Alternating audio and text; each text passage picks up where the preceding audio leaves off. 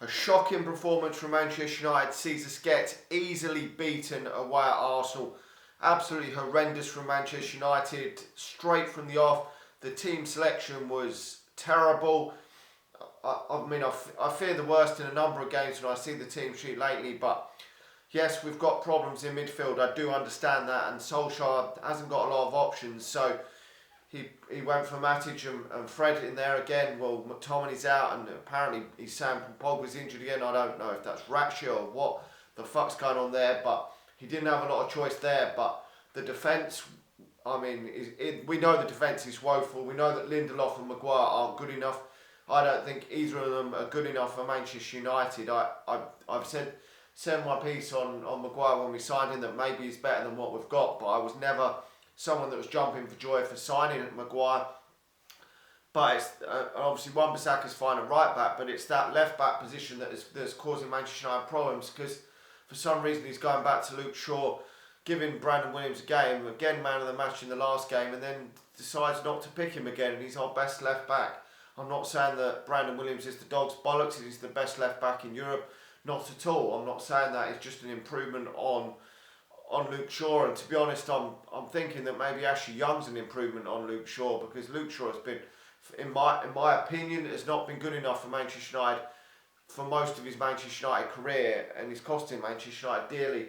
There's not a lot we could have done. Obviously, he could have done about that midfield, which has cost Manchester United. Really, I know people are raving about Fred, saying he's everywhere and that, and he's having to make up for the whole midfield. Yes, but Fred wasn't a £50 million player, was he? And playing him and Matic just isn't a good enough midfield. It really isn't. You're not going to see a splitting the defence open pass from Fred. You're not going to see goals from Fred.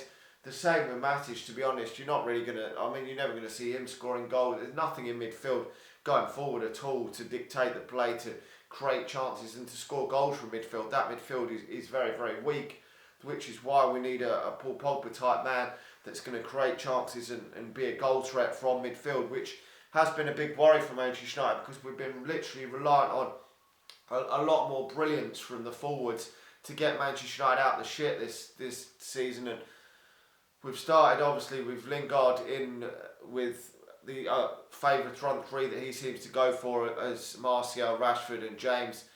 Now I think that, as I've said before, that I think James is running out of chances at Manchester United, and I think with Mason Greenwood's form being better and as a better goal threat than James, I'm not saying that James has been bad at all for Manchester United, has done better than expected, but this is Manchester United, and Manchester United need to be climbing up that table and winning games on a consistent basis.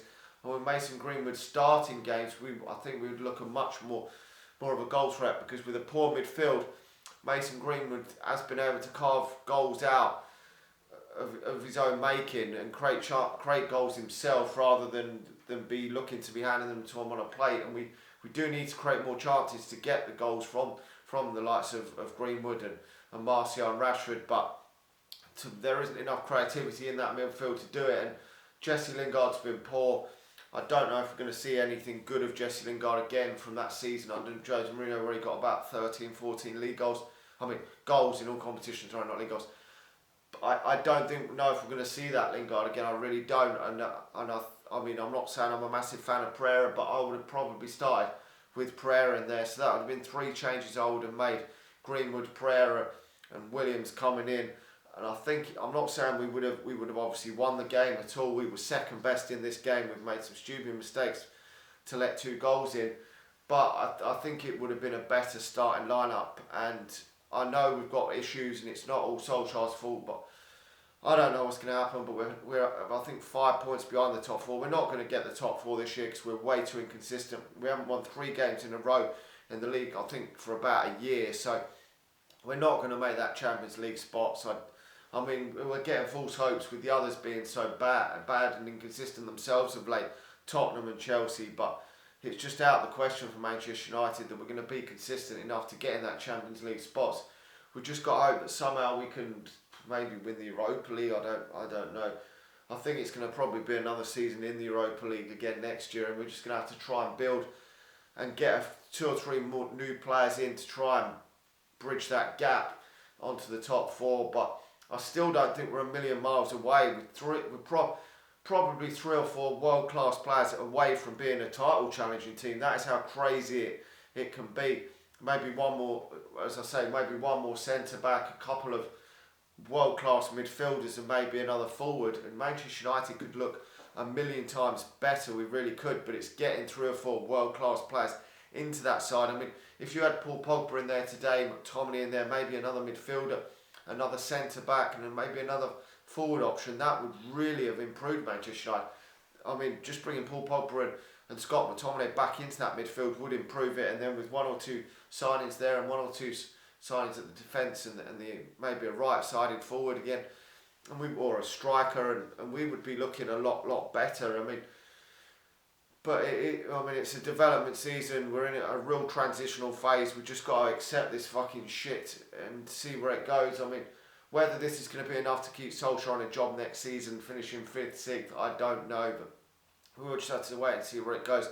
Anyway, let me know your thoughts on this horseshit again from Manchester United. I mean, it's going to be up and down like this for the remainder of the season. We're going to have a horseshit game like this, followed by an okay game, maybe a decent game, then another couple of horseshit ones.